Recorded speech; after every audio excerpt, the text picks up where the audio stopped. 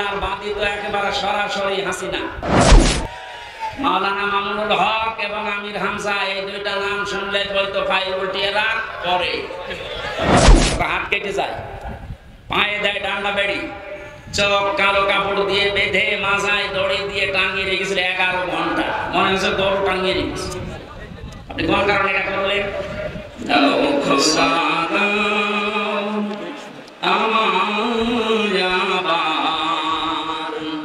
আমার দারাজ দিন দাও খোদা দাও আমায় আবার আমার দারাজ দিন দাওয়ানের মতো বীর সেনানি জাগাতে নিখিল দাও খোদা দাও আমায় আবার আমার দারাজ দিন হামজাকে দাও ঘরে ঘরে জীবন দিতে ওয়াকা করে আবার কাবা ভাঙতে এলে পাঠাওয়া পাবি দাও খোদা দাও আমায় আবার আমার দারাজ দিন। আলহামদুলিল্লাহ। বাংলাদেশের ঐতিহ্যবাহী জেলা চুয়াডাঙ্গা সদর থানার অন্তর্গত আশরাফুল উলুম বালক বালিকা কওমি মাদ্রাসা গোপুরখালী 16তম বাৎসরিক মহাবিশ্বের মহাবিশ্বর আমাদের মালিকের মুখের পবিত্র বাণী কোরআনে কারিমের এই পবিত্র অনুষ্ঠানের সম্মানিত সভাপতি হাজিউল হারামাইন অত্র মাদ্রাসার সম্মানিত সভাপতি আলহাজ মোহাম্মদ শরীফুল ইসলাম দামাত বারকাতুহুল আলিয়া, মাহফিলের প্রধান অতিথি শাইখুল মাশায়েখ, সদস্য সচিব জেলা বিএনপি চুয়াডাঙ্গা, বিশিষ্ট রাজনীতিবিদ মজলুম জননেতা জনাব মোহাম্মদ শরীফুজ্জামান শরীফ, হায়াতে তাজ্জেবা সিহাতে কুল্লিয়া কামনা করছি, বলেন আমিন। মঞ্চে বসা আছেন বাংলাদেশ জামাতে ইসলামী চুয়াডাঙ্গা জেলা শাখার শ্রদ্ধাভাজন আমির, বিশিষ্ট রাজনীতিবিদ অ্যাডভোকেট মোহাম্মদ রুহুল আমিন দামাত বারকাতুহুল আলিয়া। বসা আছে আমার শ্রদ্ধাভাজন পিতা জনাব রিয়াজউদ্দিন, নাম না জানা অন্যান্য ওলামায়ে কেরাম। এতক্ষণ পর্যন্ত যিনি আলোচনা করলেন আপনাদের জেলার সন্তান মাওলানা হোসাইন আহমেদ মাহফুজ, সম্মানিত পরিচালক, মঞ্চে বসা অত্র এলাকার সর্বজন শ্রদ্ধাভাজন ব্যক্তিবর্গ, সামনে বসা মুসলমান ভাইরা, পর্দার আড়ালের সম্মানিতা মা এবং বোনেরা, প্রাণ প্রিয় চুয়াডাঙ্গাবাসী, দল মত জাতি বর্ণ ধর্ম নির্বিশেষে কোরআনের এই অনুষ্ঠানে যারা ইবাদত মনে করে এসেছেন, আপনারা স্বীকার করেন তো যে এটা ইবাদত? জবাব দেন। ইবাদত যেভাবে করা লাগে ঘন্টা খানিক ওইভাবে থাকে, কষ্ট হচ্ছে আমরা দেখতে পাচ্ছি। যে ইবাদতে কষ্ট বেশি হয় ওই ইবাদতে সওয়াব বেশি হয়। আজকের এই প্রচন্ড গরমে ঠাসাঠাসি করে জায়গা পাচ্ছে না, অনেকে বসতে দাঁড়িয়ে আছে, আপনার ডবল সওয়াব হবে যদি কষ্ট স্বীকার করে ধৈর্য ধারণ করো। আমি আহ্বান জানাবো আপনি একটা ঘন্টা একটু কষ্ট করে কোরআন শুনতে এসেছে যারা ইবাদত মনে করে, তারা বলছে আলহামদুলিল্লাহ। আল্লাহ পাক বলেন লাইন শাকারতুম লাযিদান্নাকুম ওয়া লাইন কাফারতুম ইন্না আযাবি লাশাদীদ।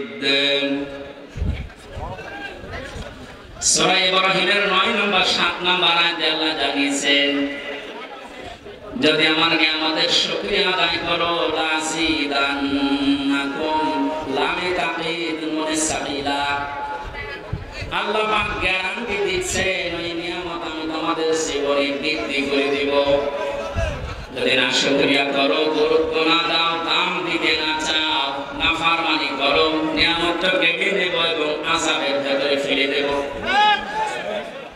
চুয়াডাঙ্গাবাসী আমি কিন্তু গতানুগতিক কথা বলি না, যা বলি ওখান থেকে বাস্তব শিক্ষা বের করার চেষ্টা চালাই। একটু খেয়াল করে শোনা লাগবে।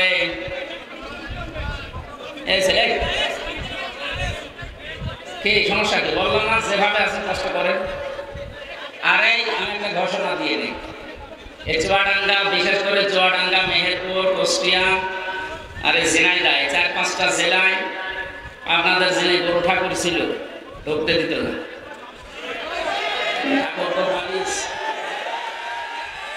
যাই হোক, এখন যেহেতু আল্লাহ উন্মুক্ত পরিবেশে আমাদেরকে নিয়ে এসেছেন, আপনারা যে বারবার মাওলানা হোসাইনকে জোর করেন যে এই গ্রামে দেন মাহফিল, ওই গ্রামে, দেখছেন নাকি অবস্থা? আপনি যেখানে মাহফিল দেন এরকম মানুষ ধরার জায়গা আছে ওখানে, এই জন্য বিরক্ত করবে না। এই চুয়াডাঙ্গা জেলায় আমি 3টা অনুষ্ঠান অলরেডি দিয়েছি। সরোজগঞ্জ বাজারে একটা, দর্শন মাদ্রাসায় একটা, আর এই যে এটা। আশা করছি এবছরে যেহেতু আর ডেট পাওয়া যাচ্ছে না, খালিও নেই, সারা বাংলাদেশে 64 জেলায় 2-3টা করে তেমন ডেট থাকে। জীবননগর পাইলট স্কুলে একটা এখনো নেইনি, ওটা নেব ইনশাআল্লাহ। এই জন্য আর বিরক্ত করবেন, আপনারা এত কষ্ট করে বসে আছেন, আমাদের তো বিবেকে কেমন লাগছে যে আমি চেয়ারে আছি আর আপনারা জায়গাও পাচ্ছেন না, অনেকে গরমের ভেতরে দাঁড়িয়ে আছে। এই জন্য কমপক্ষে 1.5 থেকে 2 লক্ষ মানুষ ধরবে এরকম মাঠ ছাড়া দাওয়াত নিয়েন না, কষ্ট হবে। মানুষকে কষ্ট দেওয়া হারাম, হারাম কাজটা আশা করছি সামনে করবেন না। আমি গতানুগতিক কথা বলি না, আপনারা জানেন। আমি যা বলছি দেখেন এখান থেকে কি শিক্ষা নিয়ে আসি বাস্তবের সাথে। আল্লাহ তাআলা নিয়ামতের শুকরিয়া আদায়ের কথা জানিয়েছেন। শুকরিয়া আদায় মানে আমরা বাংলাদেশ, ভারত, পাকিস্তান এই সমস্ত দেশের মানুষগুলো বিশেষ করে বুঝি যে একেবারে টুটি পর্যন্ত খেয়ে একটা ঢেকর তুলে আলহামদুলিল্লাহ বললে শুকরিয়া আদায় হয়ে গেল নাকি? এই সমস্যা নাই, সমস্যা না। মাদ্রাসার মহতামিম একটু অসুস্থ, ঠিক আছে। এই গরমে অনেকে অসুস্থ হয়ে গেছে। মাদ্রাসার যিনি আমাকে নিয়ে এসেছেন মহতামিম, উনিও অসুস্থ হয়ে পড়ে গেছে। আপনারা কি শুরু করেছেন? কথা বন্ধ করেন। সব জায়গায় যে দেখি 2 পাশের এই মানুষগুলো, এদের কারণে আলোচনা তোলা যায় না। কি করে এখানে সব বসো তো, বসো সব বসো, এখানে সব বসো, কেউ কে ধরে থাকবে, বসো বসো বসো। চুয়াডাঙ্গাবাসী আমরা যেহেতু কোরআনে কারীম থেকে কথা বলার জন্য এবং শোনার জন্য এসেছি, আর পৃথিবীতে যারা কোরআন দিয়ে কথা বলে এরাই সত্য কথা বলে। এতদিন আমরা শুনেছি কোরআনের আয়াত পড়তো ঠিক, কিন্তু উল্টা পাল্টা ফতোয়া দিত অনেকে, বলতো লাকুম দীনুকুম ওয়ালিয়া দীন, রাওয়াহুল বুখারী।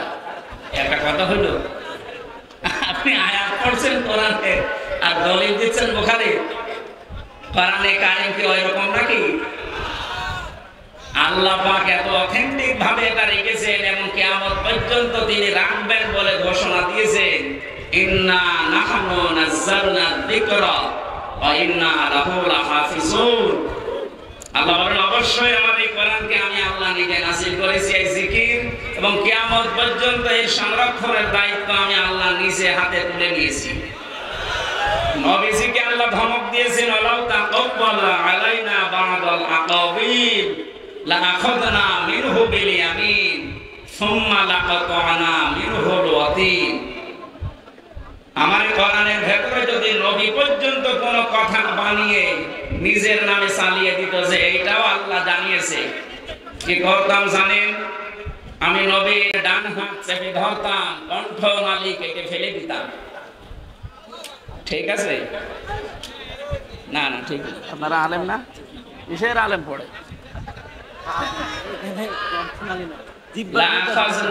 আমি বললাম যে আল্লাহ পাক নবীজি নবীজির হাত চেপে ধরতেন না, আল্লাহ নিজের হাত দিয়ে ধরতেন। এখানে ফাইল আল্লাহ নিজে, নবীর হাত ধরতেন না, আল্লাহ নিজে ধরতেন তার হাত দিয়ে। মিনহু বিল ইয়ামিন, বাম হাতের কথা দিলেন না কেন, ডান হাতের কথা দিলেন কেন? আল্লাহর বাম হাতে শক্তি কম নাকি? আমার বাম হাতে থাপ্পড় খেয়েছে।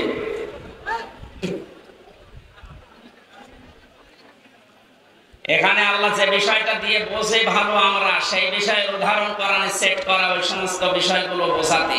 আমরা যেহেতু ডান হাতের শক্তি বেশি, এটাই সচরাচর জানি নাকি? আল্লাহ মিনহু বিশিমাল না দিয়ে মিনহু বিল ইয়ামিন দিয়েছেন। এবং নবীর হাত ধরতাম বলেননি, আমি নিজের হাত দিয়ে নবীকে ধরতাম, তার মানে শক্ত করি। আমি নিজে আমার কুদরতের হাত, যেটা পাওয়ার, এই শক্তিশালী হাত দিয়ে নবীকে চেপে ধরতাম। যে বিষয় দিয়ে কথা বলে, আমার কোরআনের ভেতরে যদি বানিয়ে কথা বলতো যে এটাও আল্লাহ জানিয়েছেন, ওনার জহব্বা কেটে ফেলে দিতাম।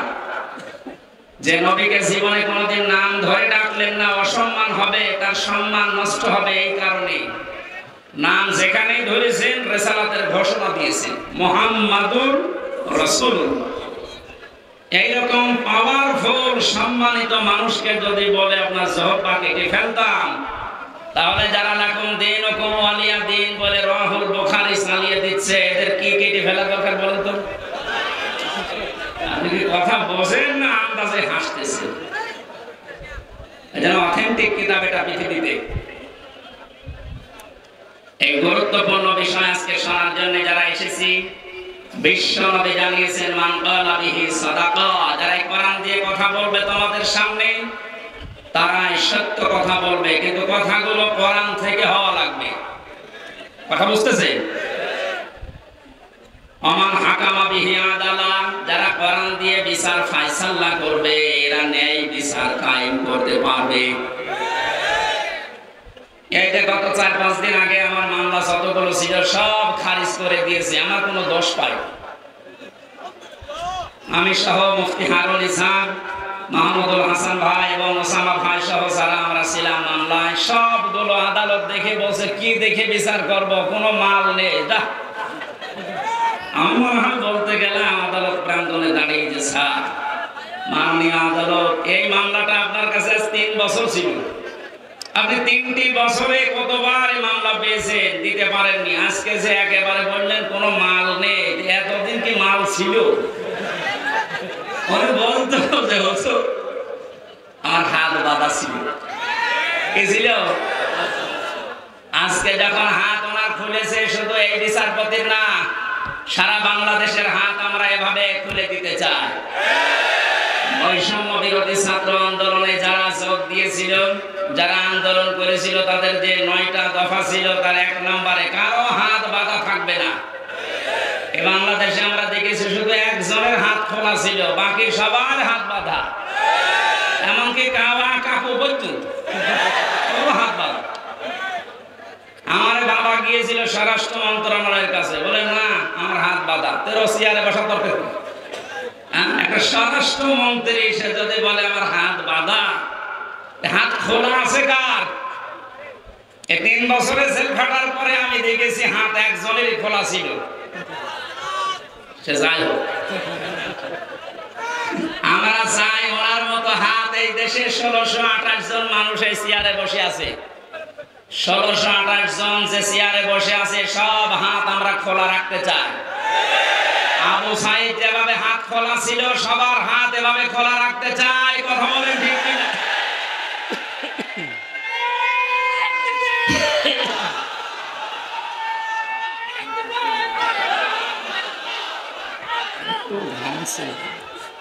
গরমে হয় না, এই মাহফিল গুলো শীতের সময় দেওয়া না।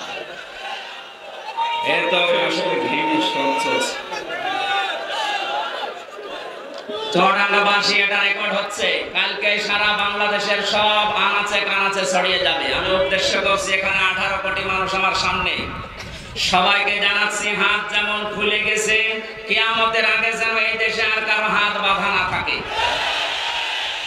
আগামীতে যারা আসবে তারা যেন এভাবে হাত খুলে রাখে, যেন আমরা ন্যায় বিচার করতে পারি। আর ন্যায় বিচারের জন্য এটা লাগবে, অমান হাকামা বিহি আদা বিচার করে, এরা ন্যায় বিচার কায়েম করতে পারে।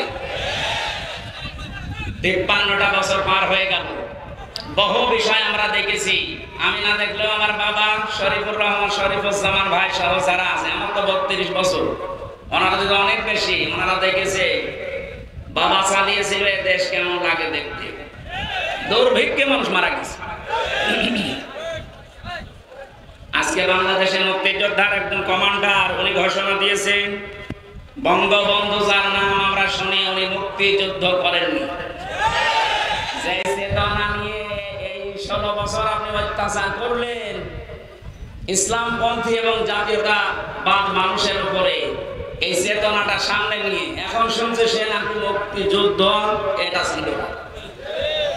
এবার এখন ওনার বক্তব্যটা আমি এখনো সত্যতা প্রমাণ পাইনি। যদি সত্য হয় এতদিন তাহলে মিথ্যাচার করে জাতিকে আপনি যা করলেন কি জবাব দেবেন বলেন তো? জাতি তো এখন সব জেনে ফেলেছে, কথা বলেন না কেন? আমাদের এখানে একটা সতর্কের বিষয় আসতেছে। আমি 1 মিনিটের ভেতরে একটা উদাহরণ সেট করেছি, দেখেন বাস্তবের সাথে মিলিয়ে। একটা হোস্টেলে 100 জন ছাত্র থাকে, ওরা সকালবেলার মেনু খিচুড়ি ভাত, কি খিচুড়ি দেওয়া হয়। 20 জন চাচ্ছে যে খিচুড়ি থাক, আর 80 জন বলছে না আমরা খিচুড়ি চাই না। কেউ বলছে আমরা কলা পাউরুটি চাই, কেউ রোল চাই, কেউ চিড়া মুড়ি চাই, এই সমস্ত বিভিন্ন আইটেম দিয়েছে। হলের যিনি সুপার আছে উনি বলছে এভাবে তো হবে না, আমি ভোট দিলাম, দায়িত্ব দিয়ে দিলাম যে যেটা বেশি চাবে, যদি সংখ্যায় ওইটা বেশি হয় তাহলে আমি ওইটা পাস করে দেব।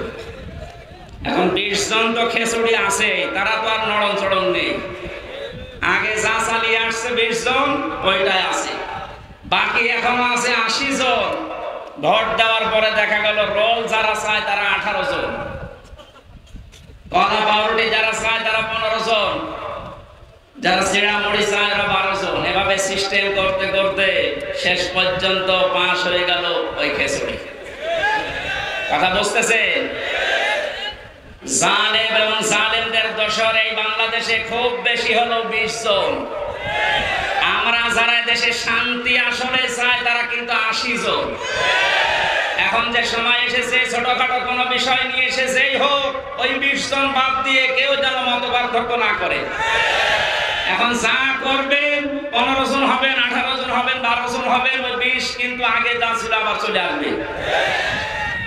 মনে করছেন বসে আছে ডক্টর ইউনূস এই জন্য ঘোষণা দিয়েছে ওখানে বসে কথা বলবেন না, চুপ করে থাকে। মামলা তো 100টা, কিসের 100? 1000-এর উপরে মামলা হওয়া দরকার।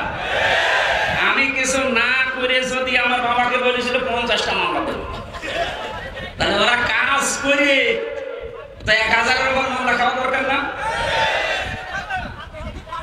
এই জন্য আমাদের এই উদাহরণ থেকে শিক্ষা হচ্ছে আমরা এখন ছোটখাটো কোনো বিষয় নিয়ে মনোমালিন্য মত পার্থক্য করলে কিন্তু এই জালেমরা উৎপত্তি আছে, ওরা এখনো সব জায়গা থেকে পাল্টায়নি। সংস্কার যখন আরম্ভ হয়েছে, যারা দায়িত্বে আছেন, প্রধান উপদেষ্টা সহ যে কয়েকজন মানুষ আছেন, খুব তাড়াতাড়ি ইমিডিয়েটলি এই মুহূর্তে 1628টা চেয়ার আমরা পরিবর্তন চাই। কারণ এগুলো সব জালেমদের দোষ। কথা বলেন,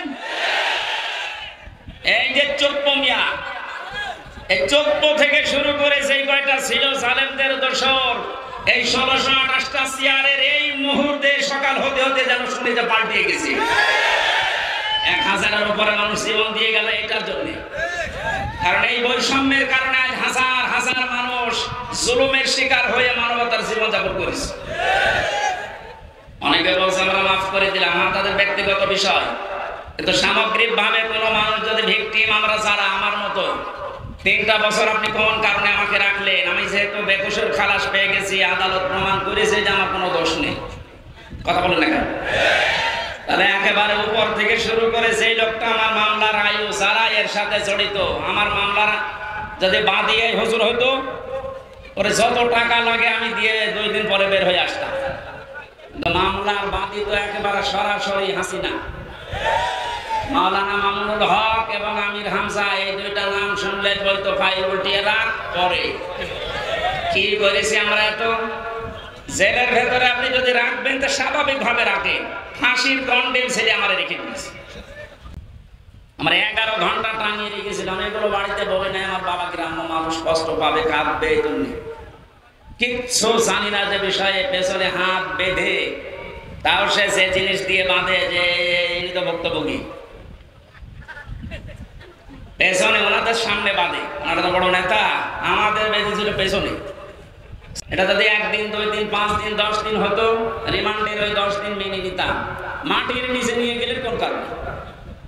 আয়না ঘর শুধু আপনারা নাম শোনেন, আমি তো নিচে পরীক্ষিত দেখেছি। এরপরও অনেকে সাফাই গাইছে, কি করেছে যে ওর পালিয়ে যাওয়া লাগলো, কি করেছে আপনি কেন আসেন, আপনাকে দেখাচ্ছে। বলেছে কি করেছে, আমার মনে হয় তাদেরকে আয়না ঘরে 7 দিন রাখা দরকার। দেখ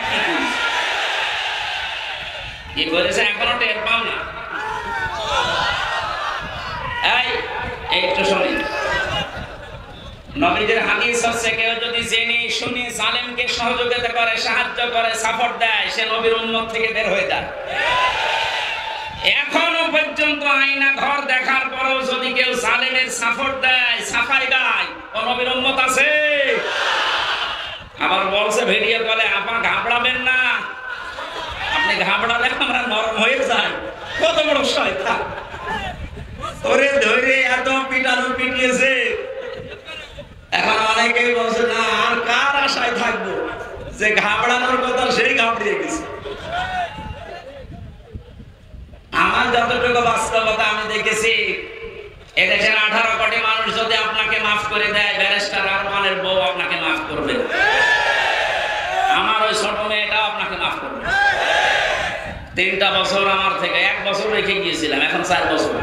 কেন এই কষ্ট দিলেন আপনি? যদি ব্যক্তিগত ভাবে আপনার উপর রাগ থাকতো আমি মাফ করে দিতাম। আপনি তো আল্লাহর টার্গেট। জালেম যারা, এরা টার্গেট হামজা শরীফে কার?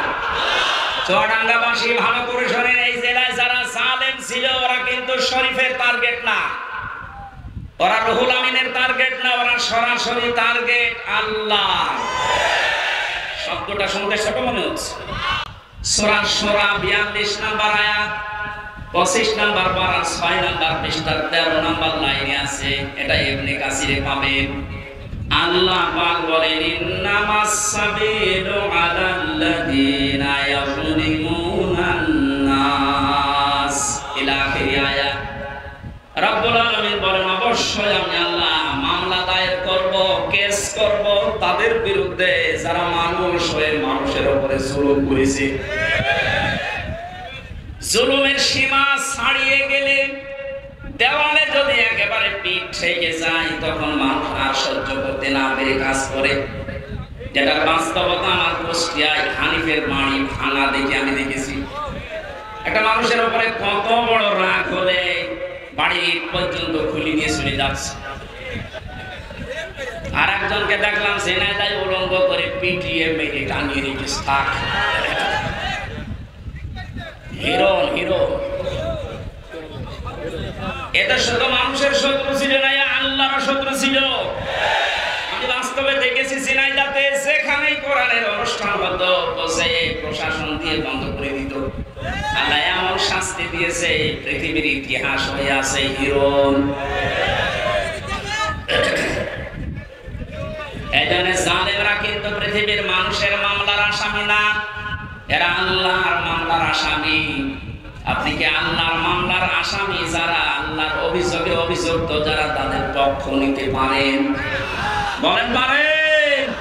আমার বিবেকটা কাজে লাগাবে। নিয়ামতের শুকরিয়া আদায়ের কথা বলছিলাম।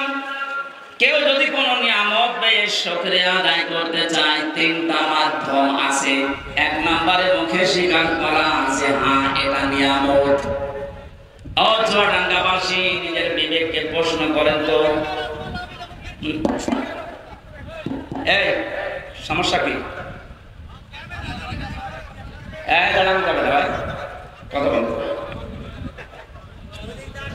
আমরা মুখ দিয়ে স্বীকার করলাম যে এটা নিয়ামত। কেন? বাস্তবে দেখেছি যে বিশাল অনুষ্ঠানটা কোরআনের কথা শোনানো হবে বলে ওরা সাজিয়েছে। এই অনুষ্ঠানটা আগস্টের 5 তারিখের আগে যদি কেউ করতে চাইতো 10 জায়গায় অনুমতি নেওয়া লাগতো। 6 তারিখ, 7 তারিখ, 8 তারিখে একটা ঘোষণা এসে গেছে ডক্টর মোহাম্মদ ইউনূসের পক্ষ থেকে, অন্যান্য ধর্মের মানুষেরা যেভাবে তাদের ধর্মীয় অনুষ্ঠান পালন করে, এদেশে মুসলমানেরা কোরআন প্রচার করবে, কোনো মহানবীর অনুমতির প্রয়োজন আর নেই। এটা নিয়ামত না? কত বড় নিয়ামত আপনি জানেন? কয়েকদিন আগে বাংলাদেশ জামাত ইসলামী কুষ্টিয়া জেলা শাখার উদ্যোগে ওরা কুষ্টিয়া জেলার প্রায় 550 আলেমকে দাওয়াত দিয়েছিল একটা সেমিনারে। সব ধর্নার আলেমরা ছিল।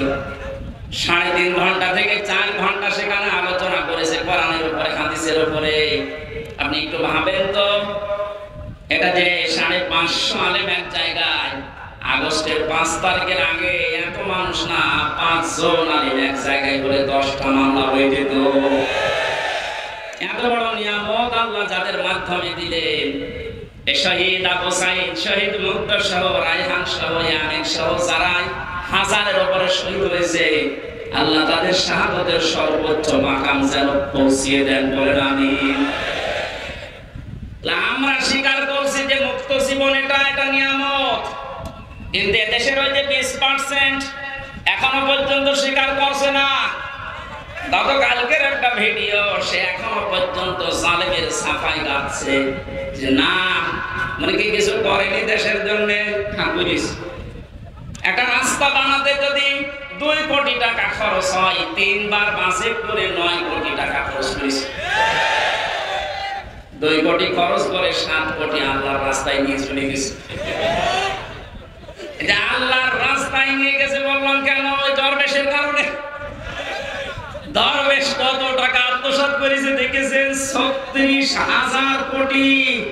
আপনি জীবনে যদি গণনা করে তো জীবন শেষ হয়ে যাবে। দরবেশের যদি এই হাল হয়, যেগুলো ধরবেশ, ওগুলোর অবস্থা কি?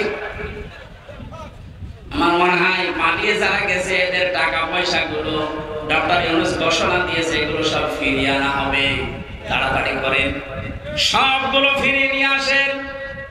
শুধু ফিরিয়ে নিয়ে আসা না, যারা টাকা পয়সা আত্মসাৎ করেছে, বেগম পাড়া বানিয়েছে, এদের স্ত্রী সন্তান পুত্র যা আছে সব রাষ্ট্রের কাছে লাগান। টাকা পয়সা গুলো নিয়ে এসে আপনি একটু দেশের মানুষের কাছে দেন, দেখেন দেশটা দাঁড়িয়ে যাবে। কোনো অভাব নেই দেশে, অভাব শুধু সুষ্ঠু বন্টনে।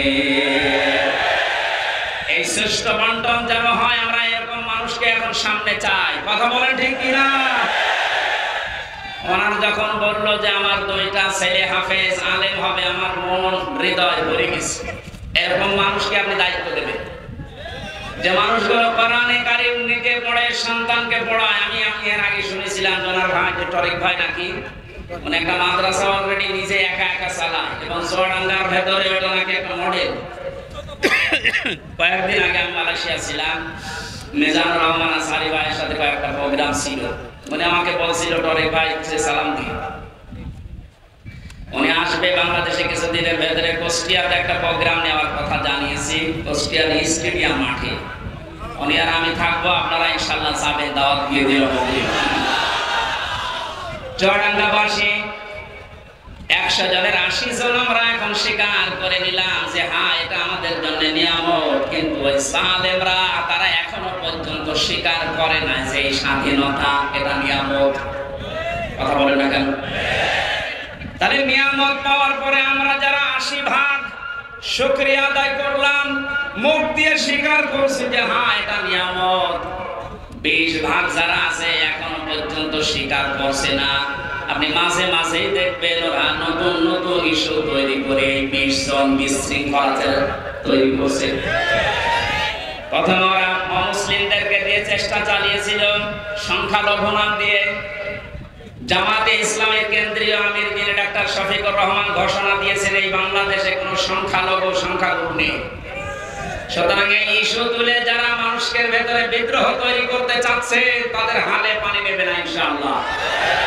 ন্যায় নেই, পৃথিবী বুঝে গেছে না এটা ওদের দুর্বিসন্ধি। এরপরে ওরা আস্তে আস্তে চালিয়েছিল প্রধান বিচারপতিকে দিয়ে দেশটা অস্থিতিশীল করতে, ছাত্রদের সামনে ধরা পড়ে গেছে। এরপর যখন পারে নাই চেষ্টা চালিয়েছে আনসার দিয়ে। কিসের আনসার? ৪২,০০০ আনসার নিয়োগ হয়েছে এই দেশে এই ৯ সাল থেকে শুরু করে ২৪ সাল পর্যন্ত। তার ৩২,০০০ সবগুলো গোপালগঞ্জে। ৪২,০০০-এর ৩২,০০০ যদি গোপালগঞ্জের হয়, বাকি ৬৩ জেলার মানুষ আমরা ঘাস কাটছি। দুর্নীতির কোন জায়গায় পৌঁছিয়েছিল আপনি চিন্তা করেন। এই দেশের জাতীয় মসজিদের ইমাম পর্যন্ত পালিয়ে গেছে। ইমাম সাহেবও যদি পালিয়ে যায়, আর কোন জায়গা বাকি আছে বলে আপনার মনে হচ্ছে? কোন জায়গা ফাঁকা নেই, সব জায়গা ওগুলো একেবারে পরিপূর্ণ হয়ে গেছে। আল্লাহর কোরআন জানিয়েছে লিয়াজদাদু ইসমা, আল্লাহ ওদের পাপ এমন ভাবে পরিপূর্ণ করে দিয়েছে যে জায়গা যখন আর খালি নেই, ওয়ালাহুম আযাবুন মুহিন, তখন ওদের অপমানজনক শাস্তি ঢেলে দিয়েছে। এর বাস্তব প্রমাণ এই কালামানিক, ওর বিসি পর্যন্ত উড়ে গেছে। আর কি বাকি থাকে? এটা বিচারপতি তো সুপ্রিম কোর্টের এত বড় শয়তান ছিল, কথা বললে শুধু মুসলমানদের, ইসলামের আর কোরআনের। আর একজন বলতো, ওরা দেখলাম একজন কিক মেরেছে আদালতে, এমন একটা লাথি দিয়েছে, জালেমদের আমার মনে হয় এর চাইতে অপমান আর নেই। দরবেশের যে অপমান আমরা দেখেছি, দাড়ি কেটে নম হয়ে গেছে। প্রথমে যে শয়তানকে ধরেছিল, শয়তান বলছে আমার একা নেবেন, মানে ওই যে দরবেশ। দরবেশ কোনটা? ওই যে সামনে বাবা। আপনি চিন্তা করেন কোথায় নামিয়েছে অপমানের আর কোন জায়গায় এই দেশে জালেমদের বাকি নেই। কথা বলে ঠিক কিনা? এ ধরা ধরেছে কে? ২০ ভাগ মানুষ এখন স্বীকার করেন না আপনারা। এটা নতুন নতুন করে আপনারা তৈরি করছেন। প্রধান বিচারপতিকে দিয়ে একবার চেষ্টা চালিয়েছে, পারে না। আনসারদেরকে দিয়ে চেষ্টা চালিয়েছে, ওটাও পারে না। যারা দায়িত্বে আছেন এদেশের এখন আহ্বান জানাবো, কিসের আনসার? পুলিশ ছাড়া যদি দেশ চলতে পারে, আনসার ছাড়া এক আলু। এ বাহিনী বিলুপ্ত করে দেন, কোনো দরকার নেই। আনসার নাম নেই, আনসার মানে সাহায্যকারী। কিসের সাহায্য করেন আপনি? যেই কয়টা ধরা পড়েছে সবগুলো বলছে আমাদেরকে মাঠে নামিয়েছে এই সাহায্য করার। ওরা এরপরে ডাক্তার লাগিয়েছে, পারে না। এরপরে গার্মেন্টস কর্মীদেরকে লাগাচ্ছে সামনে, এটাও পারবে না। ওদের যা চরিত্র আমি মনে হয় দেখতে পাচ্ছি, গলন্দ ঘাটের এই মেয়েদেরকে ওরা নামাবে। আর কি বলবো বলেন? এ চাইতে নিচু শব্দ আমার জানা নেই, কারণ ওদের চরিত্রের দিকে তাকিয়ে বললাম এত নিচে নামতে পারে। জেলখানায় মানুষ এমনিতেই থাকে অসহায়। গিয়াসউদ্দিন মামুন এবং অপু ভাই আর আমি এক জায়গায় ছিলাম। আমাদের তিনজনকে টার্গেট নিয়েছিল যে সিসি ক্যামেরা লাগিয়ে দাও। ওই উপর থেকে শয়তান দেখতো, ওদের সাথে কেউ আমাদের সাথে কেউ কথা বললে তাড়াতাড়ি করে ওকে কল দিয়ে বলতো ওদেরকে তাড়াতাড়ি আলাদা করো। এমনিতেই আসি ফাঁসির কন্ডেম ছেলে, এরপরে ২৪ ঘন্টা তালা লাগান, এরপরে সামনে কারারক্ষী বসা, এরপরে যোগাযোগ বিচ্ছিন্ন, এরপরে যদি সিসি ক্যামেরা লাগিয়ে থাকে বলেন তো কেমন লাগে? সুতরাং আমাদের উচিত, আমরা যেহেতু নিয়ামতের শুকরিয়া আদায় করার জন্য আয়াতটা পড়লাম, আমরা স্বীকার করছি ৮০% মানুষ যে আমরা আসলে এখন একটা নিয়ামত পেয়েছি। ২ নম্বরে মনের ভেতর একটা আলাদা শান্তি লাগবে, যেটা আমার লাগে, আপনাদের লাগছে না? ৩ নাম্বারটা কি? নিয়ামতের শুকরিয়া আদায় করার জন্য ৩ নাম্বার আল্লাহ পাক বলেন যে নিয়ামতটা পেয়েছো এটা পৌঁছিয়ে দাও জায়গা মতো। আমি যেহেতু হাদিস পড়েছিলাম, ন্যায় বিচার কায়েম করার জন্য কোরআন লাগবে। এই জন্য এই নিয়ামতকে সর্বোচ্চ জায়গায় নেওয়ার জন্য কোরআনের বিধান রাষ্ট্রীয়ভাবে কায়েম। বাবার কথা বলছিলাম, উনি চালিয়েছে, স্বামীও চালিয়েছে দেশ, বউও চালিয়েছে, চাচা চালিয়েছে জোর করে, প্রত্যেকেই তো চালিয়েছে দেখলাম। ও বাংলার মুসলমানেরা এখন শুধু দেখতে বাকি আছে আল্লাহর এই কালাম দিয়ে দেশটা চললে কেমন দেখা যায়। এটা টাকা দিয়ে বাংলার সংসদ চলুক, কারা চান দেখে? লিল্লাহি তাকবীর।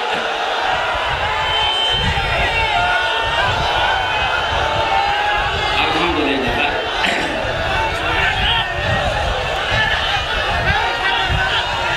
ঠিক আছে,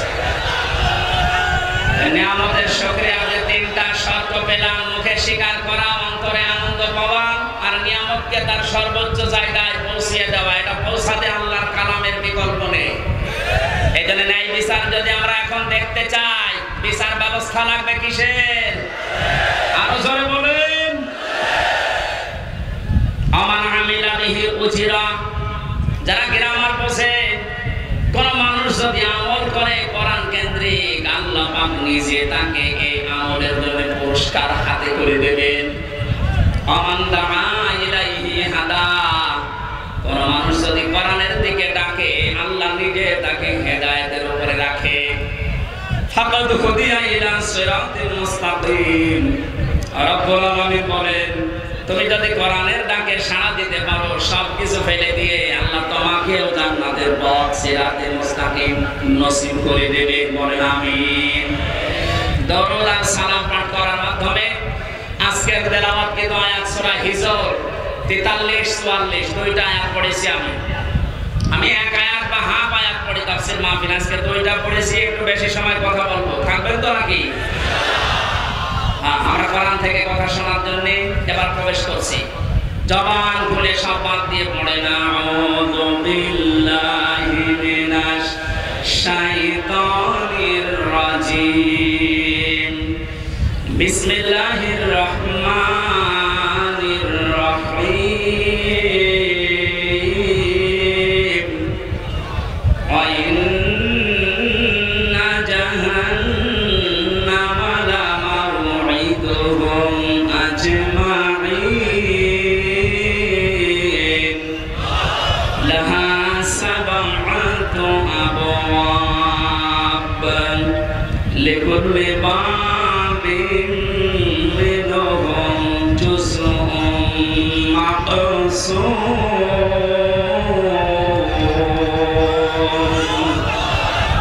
সাদাকাল্লাহুল আযীম। সূরা হিজর কোন সূরা?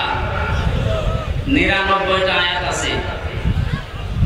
প্রচন্ড গরমে তো এত ফ্যান চলছে, এরপরও আমার কষ্ট হচ্ছে, আর আপনারা এত গরমে বসে আছে। শেষ করে দেবো নাকি? যাক, কিছু মানুষ চলে যাক, একটু ফাঁকা হোক, যাক কিছু মানুষ চলে যাক, কিছু মানুষ চলে যাক, কিছু চলে যান, রাস্তায় শুনতে শুনতে যান। ভাই ওই যে শরীফ ভাই চলে গেল, ওনার মতো চলে যান, যান যান যান, কিছু মানুষ চলে যান, আমরা একটু আরামে কথা বলি, যান। সুবহানাল্লাহ, আলহামদুলিল্লাহ, লা ইলাহা ইল্লাল্লাহ, সুবহানাল্লাহ, আলহামদুলিল্লাহ, লা ইলাহা ইল্লাল্লাহ, লা ইলাহা ইল্লাল্লাহ, মুহাম্মাদুর রাসূলুল্লাহ। আমার ভাইরা, সূরা হিজরের শেষ নাম্বার আয়াতে আল্লাহ আমাদেরকে জানিয়েছেন, ওয়া'বুদু রাব্বাকা হাত্তা ইয়াতিয়াকাল ইয়াকিন। হে নবী, আপনি আপনার রবের ইবাদত করেন ওই দিন পর্যন্ত যতক্ষণ আপনার কাছে ইয়াকিন না আসে। এখানে ইয়াকিন শাব্দিক অর্থ হচ্ছে মউত। তাফসীরে মুফাসসির লিখেছেন ফি জিলালিল বারানি, ইয়াকিন মানে এখানে আল্লাহ মউতকে ইন্ডিকেট করেছেন। সুতরাং আমাদের ইবাদত করা লাগবে 2 দিন, 5 দিন, 10 দিন না, একেবারে মরণ পর্যন্ত। কথা বলেন ঠিক কিনা?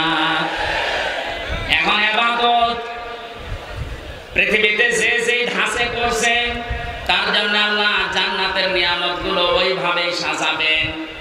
আমরা জানি জান্নাত 8টা। জান্নাত কয়টা? জান্নাত মূলত একটা, এর স্তরগুলো আল্লাহ সাজিয়েছেন 8টা। আমরা প্রসারিত জানি, কিন্তু কোরআনে কারিমে আল্লাহ জান্নাতের স্তর সাজিয়েছেন 100টার উপরে।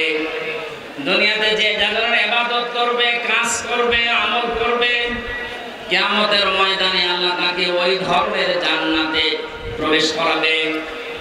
সিস্টেম অপর পৃষ্ঠায় দেখুন, যেই মানুষটা দুনিয়াতে যে ধরনের অপরাধ করবে, গুনাহ করবে, পাপ করবে, আল্লাহ পাক কিয়ামতের ময়দানে তাকে ওই ধরনের জাহান্নামের দরজা দিয়ে প্রবেশ করিয়ে শাস্তি দেবেন। জাহান্নামের বর্ণনা কোরআনে কারিমে আয়াত অনুযায়ী আল্লাহ বলেন লাহা সাবাআতু আবওয়াব। এর আগে যেহেতু জাহান্নামের আলোচনা চলছিল, এইজন্য দ্বারা আল্লাহ জাহান্নামকে ইঙ্গিত দিয়েছেন। জাহান্নাম আল্লাহর কাছে একটা, এর দরজা স্তর যাই বলেন 7টা। লিকুল্লি বাবিন মিনহুম জুজউম মাকসুম, প্রত্যেকের জন্য আলাদা আলাদা দরজা আছে। দুনিয়াতে যে যে ধরনের অপরাধ করবে আল্লাহ পাক তাকে ওই দরজা দিয়ে ওই জাহান্নামে প্রবেশ করাবেন। বলেন নাউজুবিল্লাহ। তাহলে আয়াত থেকে আমাদের শিক্ষা এই, আমরা এখন কোন ধরনের আমলে, কোন ধরনের গুনার কাছে আছি, যার কারণে আল্লাহ এমন দরজা বানিয়েছেন যে আমি ও দরজার উপযুক্ত হয়ে গেলাম কিনা। এই জন্য আজকের এই তাফসীর মাহফিলে আমাদের আশা, আল্লাহ রাব্বুল আলামিন যে জাহান্নাম বানিয়েছেন এটা বিশেষ্য। এই পদটা কোরআনে কারিমে নামটা 59 বার আল্লাহ ব্যবহার করেছেন। কোরআনে কারিমে আমি ধারাবাহিকভাবে দেখেছি জাহান্নামের স্তরগুলো আল্লাহ সাজিয়েছেন 7টায়। প্রথম স্তরের নাম দিয়েছেন তিনি লাসা। এবার আমাদের এখান থেকে একটা বিষয় নেওয়া দরকার। লাসা নামে যে দরজা আল্লাহ বানিয়েছেন, এর কাজ কি, এটা কেমন, এর ভয়াবহতা কি, এখানে গেলে আল্লাহ কি কি ধরনের শাস্তি দেবেন, কোন কোন কারণে। সূরা মারিজের ভেতরে আল্লাহ আমাদেরকে জানিয়েছেন কাল্লা ইন্নাহা লাযা নাযাআতাল লিশ-শাওয়া তাদউ মান আদবারা ওয়া তাওয়াল্লা ওয়া জামা'a ফাআওয়া। বলেন আল্লাহু আকবার। জাহান্নামের যত দরজার বর্ণনা পেয়েছি আমি কোরআনে, তার 1 নম্বরে লাসা। এটা এত ভয়ঙ্কর, এত কঠিন। আল্লাহ পাক বলেন দরজা দিয়ে যারাই প্রবেশ করাবো জাহান্নামে, প্রবেশ করার সঙ্গে সঙ্গে নিজের শরীরের চামড়া খসিয়ে ফেলবে। ও বাংলার মানুষেরা, পৃথিবীতে আমি বহু জায়গায় গিয়েছি, বহু কঠিন এবং ভয়ঙ্কর ঘর আমি দেখেছি, কিন্তু ঘরে প্রবেশ করলেই মানুষের চামড়া খসে যায়। আমি দেখিনি, শুনিও নাই। আল্লাহ এমন একটা ঘরের কথা বললেন, দরজার কথা বললেন, জাহান্নামের কথা বললেন, যেখানে গেলে মানুষের আগে চামড়া খসে পড়ে যাবে। রব্বুল আলামিন বলেন এই মানুষগুলোকে আল্লাহ কেন এখানে প্রবেশ করবে জানো? কাদেরকে এই দরজা ডাকতে থাকবে, আহ্বান জানাবে, তাদউ মান আদবারা ওয়া তাওয়াল্লা। যে মানুষগুলো সত্যকে সত্য জানার পরে অহংকার করে, হিংসা করে, মুখ ফিরিয়ে আবার টান করে চলে গেছে। আয়াত পড়ার পরে আমি দেখতেছি বাংলাদেশে এই চরিত্রের মানুষ বেশি। এদেরকে চোখে আঙ্গুল দিয়ে গুলিয়ে খাওয়ালে এরা সত্যকে সত্য বলে মেনে নিতে চায় না। ওর বাবা যা করেছে, ওর দাদা যা করেছে, ও ওই দিকে টান দেয়। আল্লাহ পাক বলেন তাদউ, ডাকবে তাদেরকে ইলাসা মান আদবারা ওয়া তাওয়াল্লা। যে ব্যক্তি ইদবার করে, মুখ ফিরিয়ে নেয়, অহংকার করে, যারা দাম্ভিকতা করে, আল্লাহর কোরআন থেকে, আল্লাহর আয়াত থেকে যারা মুখ ফেরায়।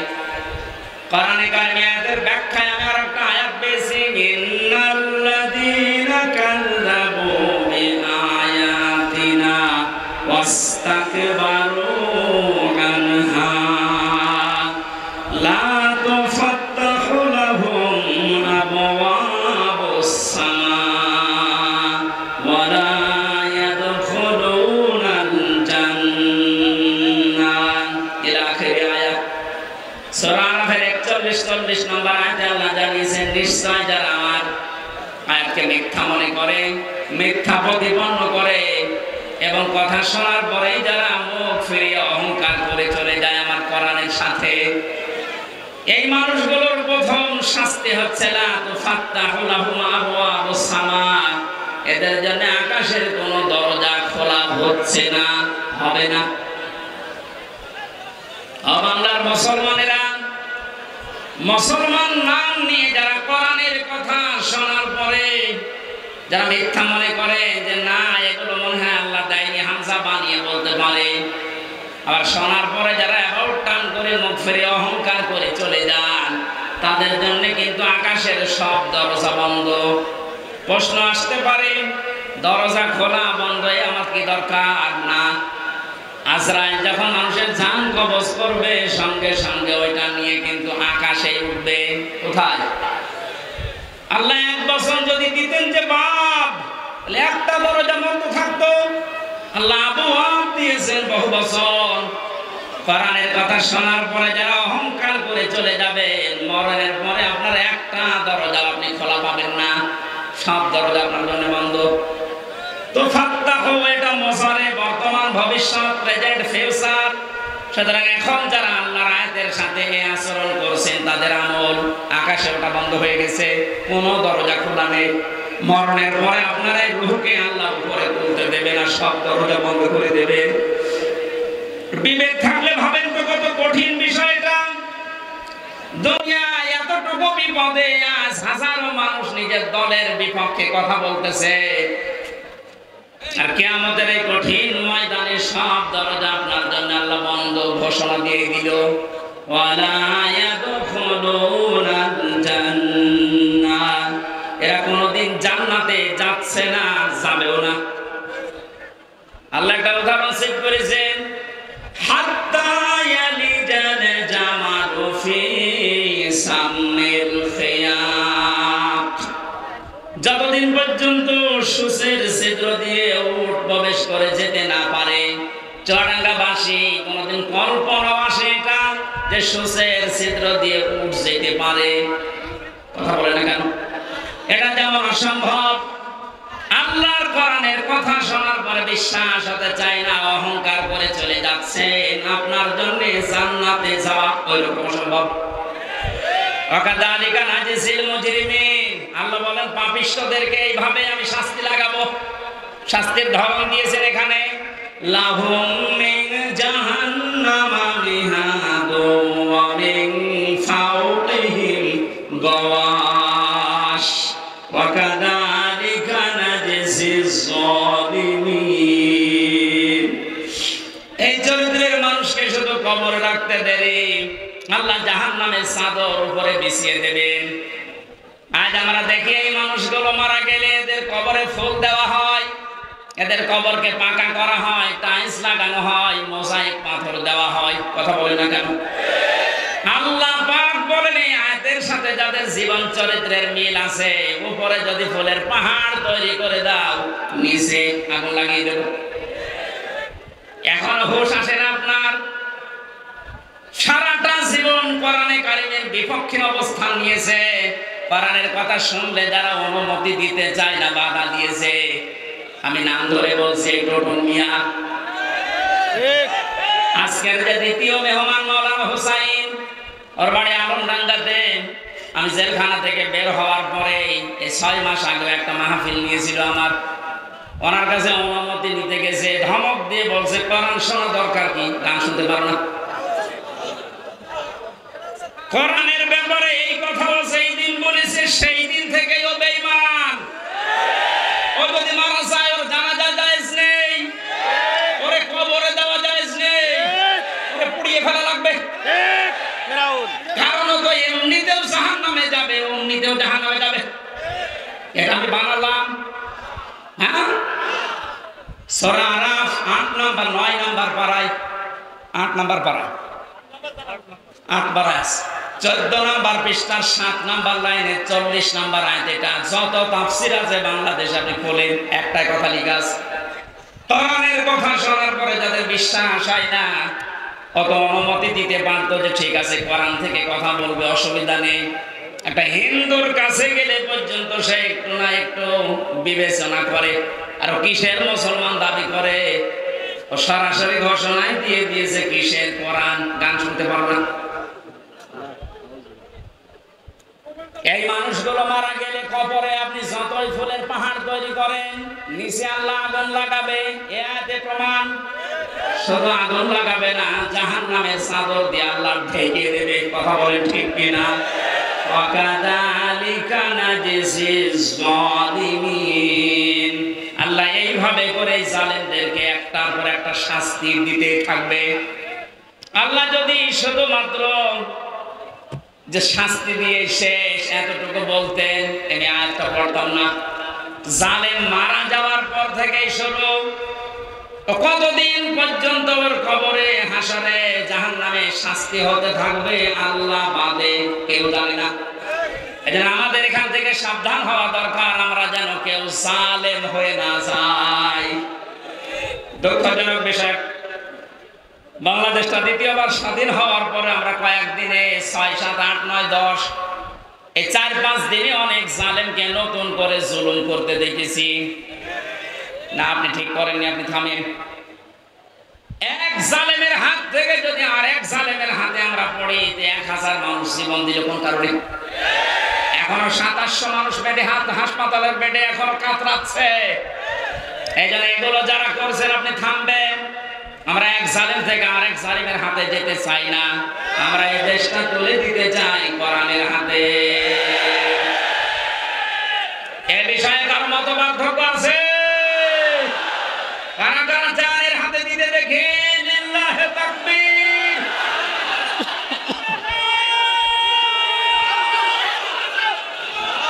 নারায়ে তাকবীর। ইসলামের শত্রুরা হুঁশিয়ার, সাবধান।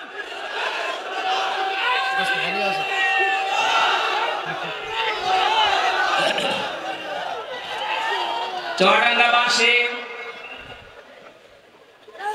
এখানে যে মানুষগুলো আপনি মুখ ফিরিয়ে চলে যাবেন, আপনার জন্য লাজা খোলা আছে। কি খোলা আছে বলেন তো? যারা আলেম আছে, তাফসীর বোঝে যে কত বড় কঠিন জায়গা। লাজার বর্ণনা দিতে গিয়ে আল্লাহ নিজে আশ্চর্য হয়ে গেছে, এত কঠিন জায়গা। এই যে নাযাআতাল লিশাবা, হাড়ের সাথে যে চামড়া লেগে থাকে, আগে চামড়া তুলবে, এরপরে হাড় থেকে আর একটা হাড় তুলবে, এর নাম শাওয়া। এটা ফিজিয়ালের কোরআনে আছে। এত বড় ভয়ঙ্কর শাস্তি আর কোন জাহান্নামের ভেতরে আছে বলে আমি তাফসীরে পাইনি। অথচ এটার জন্য 1 নম্বরে যারা কোরআনের কথা শোনার পরে মুখ ফিরিয়ে চলে যায়। 2 নম্বরে ও জামাআ ফাআওয়া, যারা সম্পদ জমা করে আর সংরক্ষণ করার জন্য চেষ্টা চালায়। এই 15 বছর আমরা এইটাই দেখেছি। জায়েজ না জায়েজ নেই, প্রত্যেকটা বিভাগের অবস্থা এই ছিল। বিচার ব্যবস্থার দিকে তাকান, কোর্টের ইট পর্যন্ত টাকা চাই। আপনি জোয়ানরা কোর্টে যাবেন, যারা আছে ওরা তো টাকা চাই, কোর্টের ইটও বলে 10 টাকা দিয়ে যান।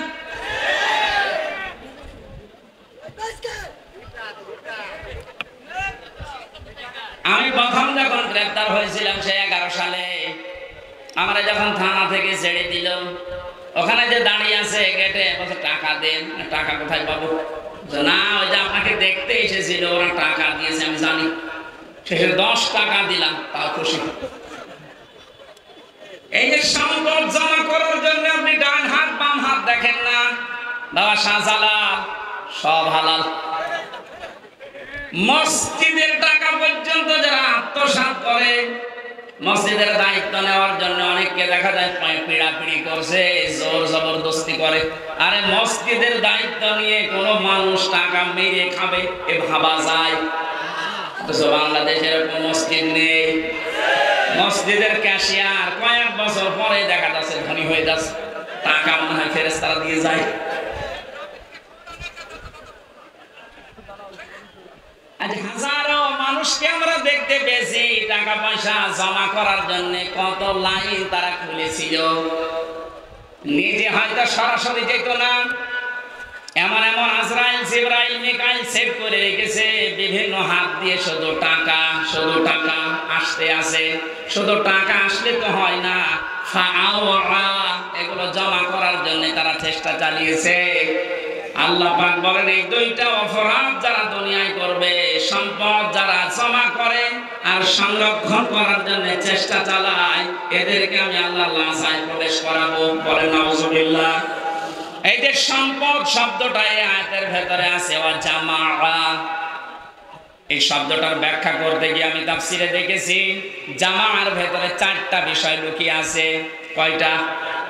এক নম্বরে টাকা পয়সা যারা জমা করে, শুধু জমা করে, এর হক আদায় করে না। পৃথিবীর কোন জিনিস আপনি এক জায়গায় রাখবেন, দেখবেন নষ্ট হয়ে যাবে, ওটার গুণগত মান ঠিক থাকবে না। যেমন পানি, পানি যদি কেউ এক জায়গায় রেখে দেয় পচন ধরে, পোকামাকড় তৈরি হয়, দুর্গন্ধ হয়। কথা বলছে না কেন? লোহা লক্কড় যদি এক জায়গায় ঘিরে দেন, জং ধরবে, ধান নষ্ট হয়ে যাবে, অকেজ হয়ে যাবে। যত ব্যবহার করবেন তত ওর ধার ভালো থাকবে, ওর কার্যকারী ক্ষমতা ঠিক থাকবে। পানি যত ছেড়ে দেবে তত স্বচ্ছ নির্মল পানি আসতে থাকবে। কথা বলে ঠিক কিনা? পৃথিবীর কোন জিনিস আপনি এক জায়গায় রাখলে ঠিক থাকবে না, এইটাই ফাইনাল। এই যে যারা এলেম শিখেছে, আলেমরা যদি এলেম বন্টন না করে শুধু জমা করে রাখো, জানা এরকম ভুলে যাবে।